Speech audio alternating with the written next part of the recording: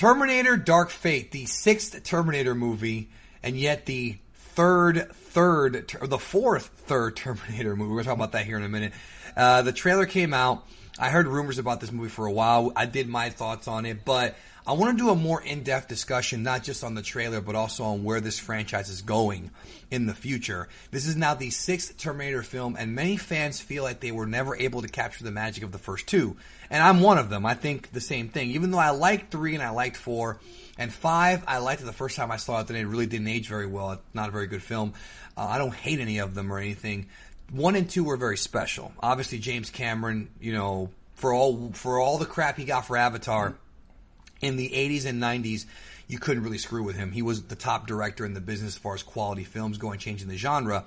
But now we have Terminator 6. He is producing it. So I have Laughingstock Cinema / Laughingstock Media. Mike is here to discuss it because we talk about Arnold a lot, it seems. You were on my podcast talking about The Predator, and that was one of my favorite shows we ever did. That was some of the best stuff we ever put together. Yeah. And maybe we should come back and do a Terminator retrospective on the whole series. We definitely have a lot to talk about because, Terminator is one of my favorite franchises. The first 2 movies, like you said, are really special, especially 2 for me, is probably the movie I've seen more than any other movie, and I might be pretty close up there for having seen it more than anyone else who's ever lived.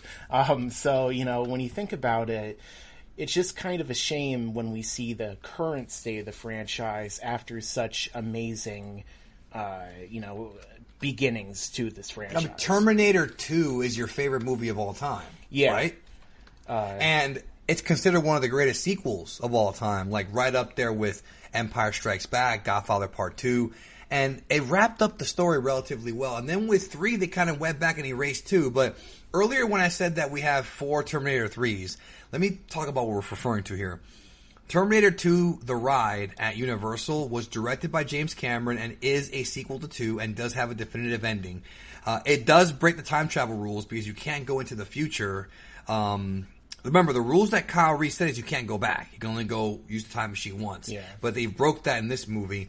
And that does count, even though it's not really a movie. It's just a ride, but it is a sequel. It's canon, according to some fans. Then we have Terminator 3, Rise of the Machines, Terminators, which was, again, that kind of erased the arcade one. Now 4, or the not the arcade, the live action or the ride. Yeah. Now 4 is the sequel to 3, so that one doesn't really count. And then Genesis reboots everything, and this movie's gonna erase all the other ones. So Dark Fate erases everything but Terminator 1 and 2. I'm just really sick and tired of them doing this. It's like every movie is a reaction to the last one. It's an apology. Oh, this sucked. That sucked. Let's make it over again. And it's just not. Oh my God! It's just not. I don't know about you, dude, but I love Terminator to death. Yeah. And I feel like this franchise... Oh, wait! No, I'm sorry. The Sarah Connor Chronicles. Yeah. That's another sequel to 2. Okay, so I love Terminator 1 and 2 so much. I love the designs of the machines. I love this future war. I love Kyle Reese. I love all these things. But man, I'm so sick of them going back to the well. I almost want this franchise to die now. I hate to say it. I don't really want it to die, but... I see the new trailer, and there's nothing there that I think is interesting, honestly. I feel like it's the same old shit over and over again. I hate to use that word, but that's how I feel. I feel like it's we're treading the same water all over again, and I'm just not that interested. Yeah, I'm just being real. I have to agree because, the thing is that how many times can you mess up the third film in this franchise or the continuation from Terminator 2 before it's like, yeah, let's pack it up and let's just be done with it? The film I always wanted to see was you had 2 films set in the past. You had the war in the past to determine the future. But we only ever saw the future in, little Salvation. flashbacks. Yeah. Oh, I'm sorry. You meant... You're talking about the first 2. Yeah, okay. And then with Salvation, you got kind of close, but it was before the point where John Connor was the true leader and was, doing a lot of things. It was like 5 years, I think, so when you think about it, we never really got that great future war movie where we see the exoskeletons, or the endoskeletons, rather, of the T-800 stepping over skulls and destroying them and shooting laser guns. We never really got to see that in a full movie. The Hunter Killers. I am a huge fan of James Cameron's directing of the future war. With the lasers and that scene where Kyle Reese is asleep, or he falls asleep and he starts dreaming about the future, having that PTSD. Yeah, that was great. Dude, when I was a kid, When I was a kid, I'm just like you. When I was a kid, I dreamed about that. In fact, if you remember, about a year after T2 came out, and again, I noticed I'm older, they released a series of figures called The Future War, and they had all kinds of like awesome stuff in that series. And we saw the HKs. Now, one thing I did like about Terminator Salvation is we saw the 600 series, the rubber skin ones, that was and I was cool. really happy. Yeah, and I love that movie because we saw the picture. Like, whoever made Salvation, I think it was McGee, he directed it. Yeah. He really loves the first two Terminators. You can tell that he really put a lot of love into it. And I love the concept of Marcus being a Terminator but not realizing it. Yeah. And I love that. But now with Dark Fate, we're revisiting the same thing over again. We're seeing more timeline shenanigans. We're seeing a Terminator, there's another Terminator, another T-1000 version, I guess, who can now separate his body. And we're seeing Arnold is back in this film, and he's old. And are they going to explain that he aged like how he did in the previous? Or they can't because he's dead after T2. So I'm just over here thinking in my head this is going to be a retread of Terminator Genesis. It really feels that way. Except now we have Sarah Connor, old and not young Sarah Connor, played by Emilia Clarke. Yeah, and as much as I like Emilia Clarke, I do prefer Linda Hamilton in the role. But when we actually... She's the original. Oh, yeah, and she's the best for a reason. She was great not only as, before the training, the character who is vulnerable, but then you take her to the next movie where she's working out constantly and she's become the badass that Kyle Reese told her that she would become, But one of my biggest disappointments with the Terminator Dark Fate trailer is the fact that, like you're saying, it seems like instead of James Cameron doing what everyone expected him to do, him and Tim Miller, that is, going in and coming up with this own, like, unique story and being something separating it from the other sequels in the past. It seems like what they've been doing so far is just ripping off things from all the other sequels that they've done to Terminator 2. Yep. Yep. And I'll tell you what, the story is written by James Cameron, Charles Egley, Josh Friedman, David Gore, and Justin Rhodes. And if you follow film, you know what I'm about to say. Yeah. When you have 5 writers on one movie, that's usually a bad sign. Yeah, especially when one of them is David S. Goyer. But besides that... He's very hit or miss. Yeah, when you put him with Jonathan Nolan, then maybe he can do something great. But other than that, I don't know. But, Dark City was good. Yeah, well, I mean, that's... And Blade. He's got a few good ones. That is kind of true, although Wesley Snipes and him didn't get along too well, especially on the third movie.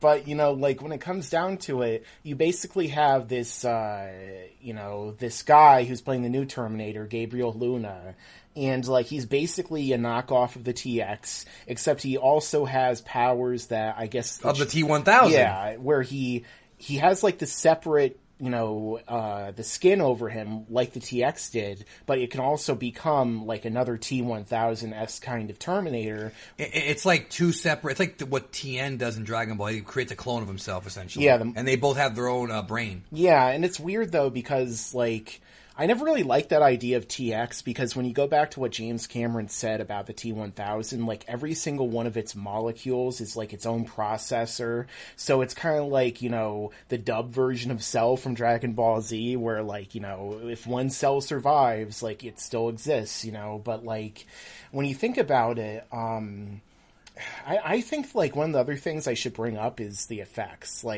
It's 2019 and this movie's coming out, and yet the effects from 1991 look better than the effects from 2019. What the heck? This is James Cameron. Why does it look so bad?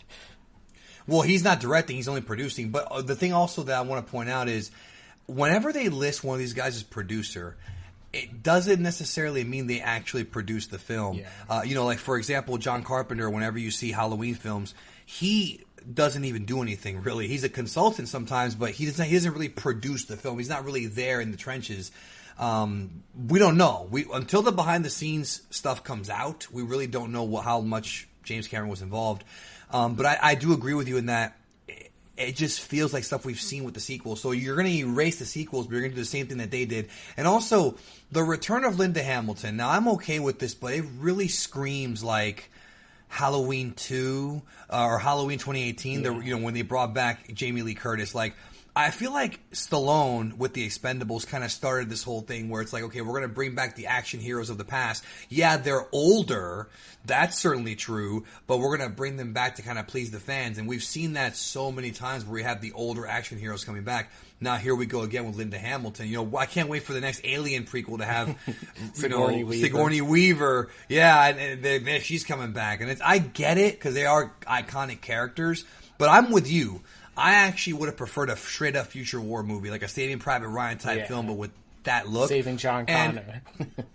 There you go. And you know what's crazy is originally that was the plan. I remember when Terminator Salvation came out, the original plan, I remember reading this, was Terminator 4, 5, and 6 were going to be a different trilogy with Christian Bale playing John Connor. Yeah. And it was going to be all the future stuff, like until Terminator 6 was going to end with Kyle Reese going back, and then we start the loop over again. That's what I had read online years ago. Terminator Genesis comes out and erases all that stuff. And we see the going back in time stuff, but then they have the twist with the alternate timeline. John Connor's evil, blah blah blah. Let's do what Rian Johnson did and subvert expectations, even though they gave it away in the damn trailer. Remember that? They gave it away in the trailer. Yeah, even the poster.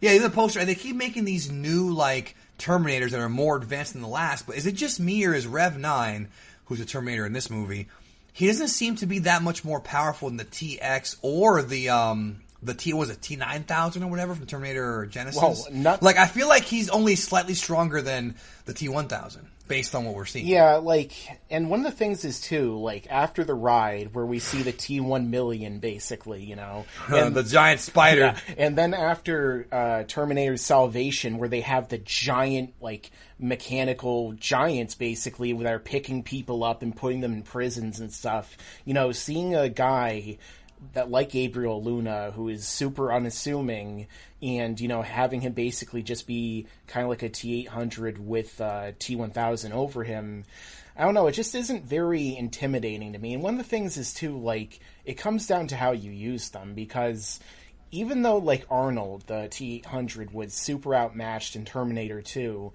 because of how the story was written and because of how James Cameron, you know, directed everything, it was still believable, you know, like, and then, you know, you can go back to the original one, even after watching Terminator 2, and a character like the T-800 as a villain is still incredibly, like, scary, you know? He walks up and kills you in the middle of the day. He doesn't care, you know? He can't be bargained with. He can't be reasoned with. He'll reach down your throat and rip your goddamn heart out, you know? So, I don't really think the way that they're executing it just isn't up to the same level. And also, I feel like there's also a certain screen presence, a certain charisma.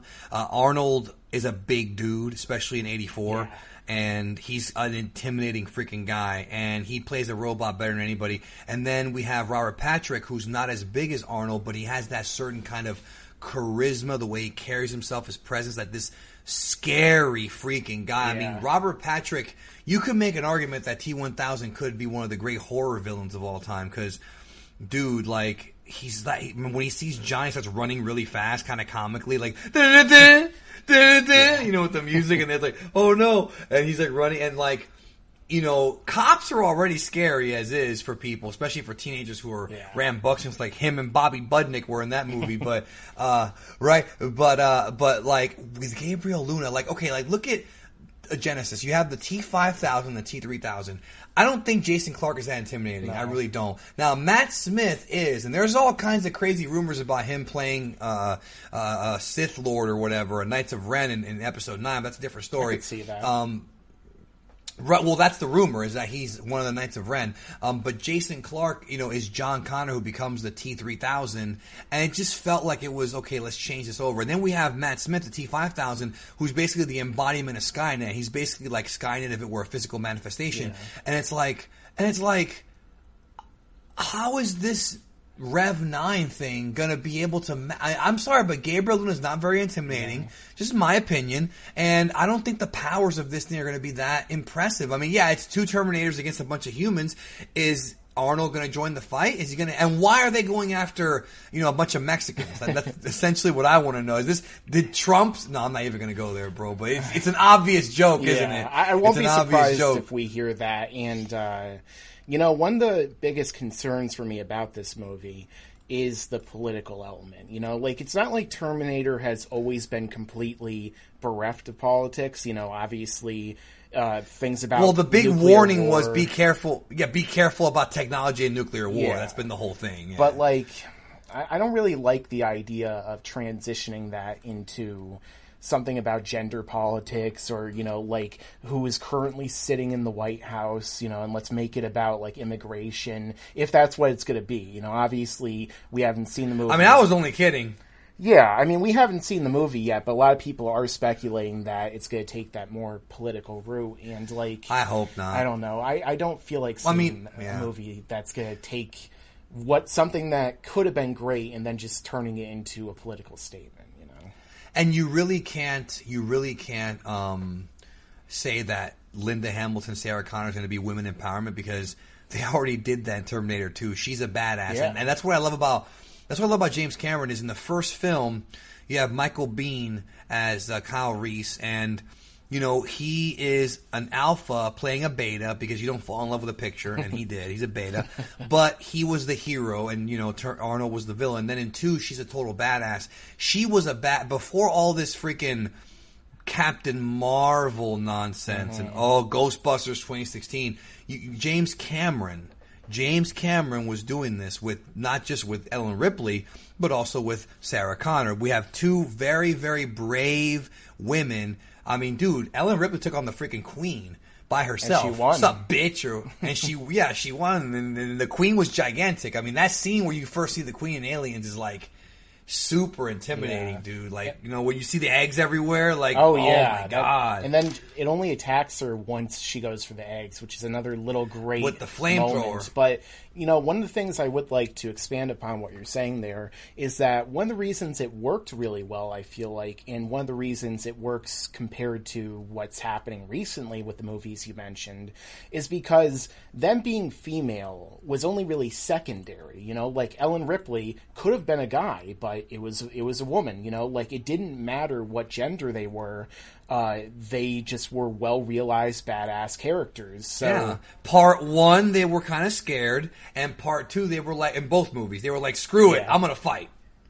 You know, I love that. And this movie has a lot of, like, Natalia Reyes is Danny Ramos, and, you know, also Mackenzie Davis is the, that's, okay, so they're doing another Terminator that's supposed to be a human, so she's gonna be a good guy. So, I mean, there's interesting, it's almost like, now, if they're gonna take ideas from the last 3 movies and make it into a good movie, as long as the movie's good. But I'm trying to figure out how the movie will actually be good. I feel like this franchise is kind of cursed. And the thing is, I don't want them to do a reboot. I don't want them to start with Terminator 1 over again. I really don't want that.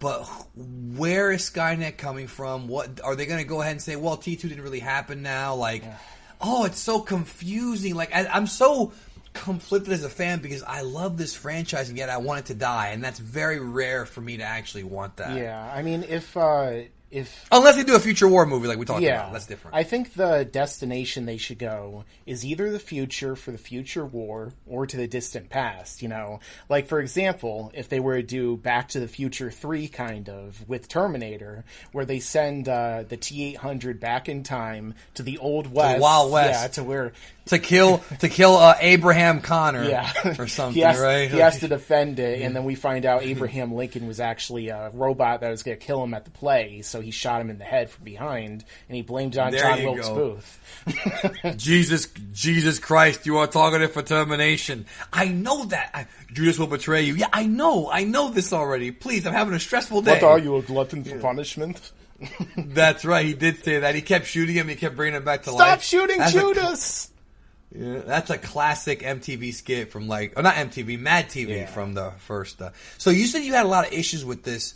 I mean, do you have faith in the movie? They're slapping James Cameron's name on it. So if this movie sucks, he might be dealing with some you know, unwarranted backlash. He should have just directed the movie. And, like, let's be honest, the reason why he doesn't care. He doesn't, but, like, he just wants to do Avatar forever. I wish that he had just, like, maybe in some alternate timeline or some alternate universe, they're getting... There you go. Go back in time and change James Cameron's career. Make Titanic flop so he has to come back for more. Sabotage Titanic and Avatar so that he has to make more Terminator movies that are actually good. But do I have faith in this?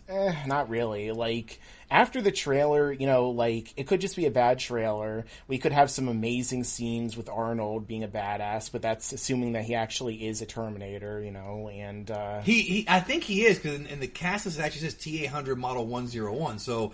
But we don't know what happened. Now, here's what's interesting, though. I don't know if you heard, but they're doing CGI for flashback scenes. So we're going to actually have a 1991 Arnold and a 1991 Linda Hamilton. Like, we're going to have Terminator 2 flashbacks, cool. which I think is cool. Yeah, they're going to do it. So we're going to see them how they at least used to look. Because, Rogue One taught us that actors never really die. I've learned that from Rogue One. They come back as terrible CGI rendered characters.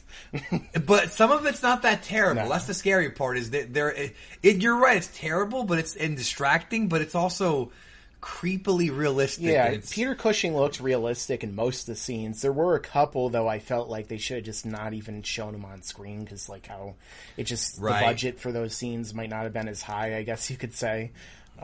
Or they were rushed to finish it, because you're right, though. Like, they showed him way more than I thought. Yeah, so, I mean, that is the future. I'm sure we'll eventually have movies that are nothing but CGI dead actors. Charlton Heston starring side by side with Marlon Brando in the new Christopher Nolan movie. Well, it won't be him, because he doesn't like the CG. It'll be Charlton Heston in a buddy cop movie with freaking...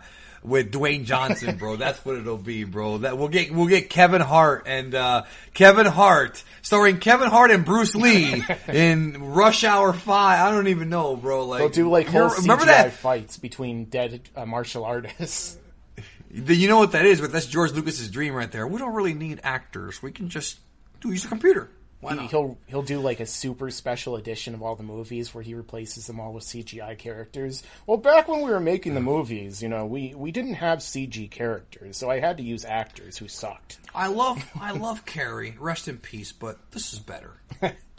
This is better. You know what? I'd rather have him make a movie than Disney, but that's a different story altogether. So you're not really excited, because I wanted to get excited, but it seems like more of the same. Like, I'm totally on the same boat as you. Like, I want that badass future war movie. And even then, it's kind of like, I'll be real with you, they have done damage to this franchise, so I don't even want it that much anymore. After T3 and 4, I did want that badass future timeline movie. I wanted to know, because the thing about Terminator 3 that pisses me off, now that they're retconning it, is there's all these plot threads that they didn't resolve. They never explain how the T-850 killed John Connor, or how his wife reprogrammed him. They had all these huge twists and revelations in that film that never got resolved. We don't know what the hell that they were planning. And it was, oh God, it's terrible. And then, like, it would just be great if we actually got that great feature. But like, I feel like with Genesis, we saw the victory. We saw them go back in time. I feel like that they blew their load with Genesis, dude. I don't even care anymore. Like, I think Genesis was like the big reboot. Like, they basically and they blew their every load. Single movie, but it just wasn't a very. Somebody texted me. It just wasn't a very good movie, basically, And then even at the end of Genesis, well, I mean, first off, they never explained who Arnold got the T-1000 powers. Yeah, they never explained who sent Arnold back. That those files were deleted, so that was obviously a setup for another movie. And then there was, yes. And then they had the post-credit scene, which was another setup where the core of Skynet still existed underneath the building at the end. So, and Arnold got the T-1000 powers, and like they live in this weird alternate timeline. Like, no, you're right. They left all these questions unanswered, and yet we're not ever going to get an answer to them. So it just pisses me off that you have these movies that are basically soft reboots. Terminator 4 was a soft reboot for the new trilogy. Terminator 5, soft reboot. I hope with this movie we're done, honestly. I hope that we're finished now, and that's it. Because I love this franchise to death, but oh my God, let it die, please. Yeah, I mean, I don't want any more mystery boxes in this thing,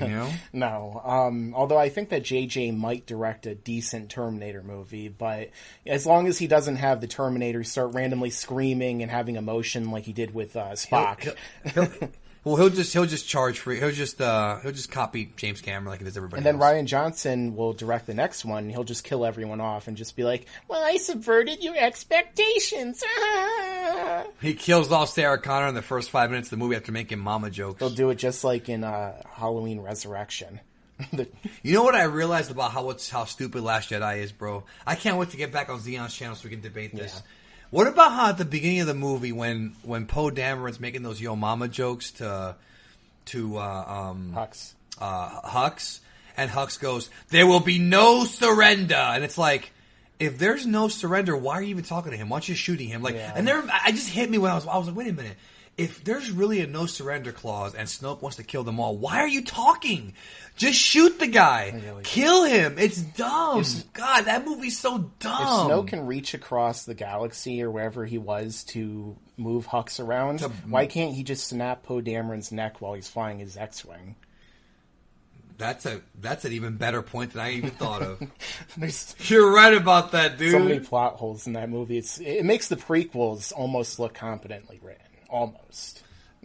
And not just that, but if Snoke can bridge their minds, because remember, he wasn't at Starkiller Base when they fought. If Snoke can bridge their minds, why doesn't he just like blow up? You're right. Why does he blow up Finn and Poe Dameron's brains? They're not force sensitive. They would just die. Yeah, all he has to do is he doesn't have to bring Rey to him. He just has to wipe her memory or blow her brain up with the connection that he just made between him and his apprentice. But that's if it was written by someone who actually knew what the hell they were doing.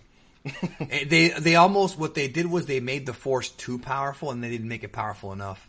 It's weird. It's like what they did with the gems in Endgame. You made the Infinity Stones more powerful, but you also nerfed them at the same time. Yeah, I mean, that's a whole video I have to get into because there's a lot of things I wish they explained about the Infinity Gems in the movies that they never did. So yeah, they depowered them and they made them stronger. So, anyways, thanks again for being here on this Geekdom movie talk that we had, and I hope the movie ends up being good. Yeah, me too. I hope it surprises us, and I just want another good Terminator movie. It's been a long time. Just give me another good Terminator movie, and we'll call it a wrap. As long as it's good.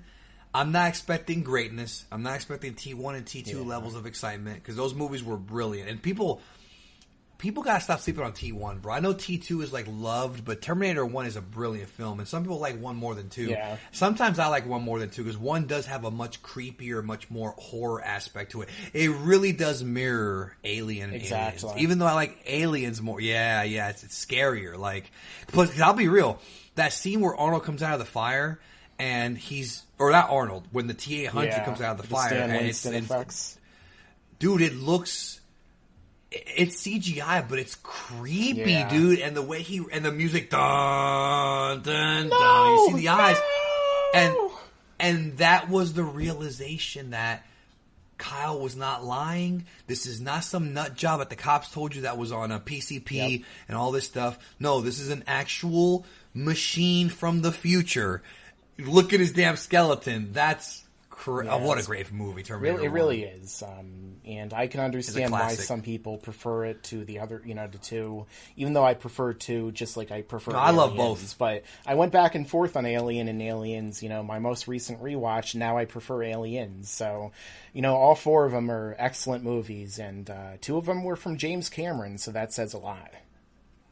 Well, actually 3 of them were. Terminator 1, Terminator 2, and Aliens. I just meant Aliens and Terminator 2. But yeah, let's pretend that's what I meant at least, All right. And it's kind of funny that Ridley Scott's attempts to come back to the series have been not as good. It's just crazy. And that's one thing I worry about with Cameron. He's back in Terminator, but will it actually be good? Yeah. Ridley Scott's last 2 Alien films were okay. I like them, but there's a lot of plot holes and a lot of problems that don't tie into the first Alien. Maybe they'll do time travel and fix all that. We'll see. Michael Fassbender can pretend to be a robot all day for all I care. I'll go and see him because he's great. Maybe he should play Linda Hamilton. They call him Michael Genderbender. At the end of the movie, he turns into Sarah Connor. Terrible joke. And she was a robot all along. It's a horrible joke. All right, well, thanks for being here, and we'll talk next time. Yeah. Check out Laughing Stock Cinema. Yeah, make sure to check it out, and thanks for having me. And I'm sure we'll have a lot more to talk about in the future. Hasta la vista, baby. This franchise is dead. I killed it with my biceps.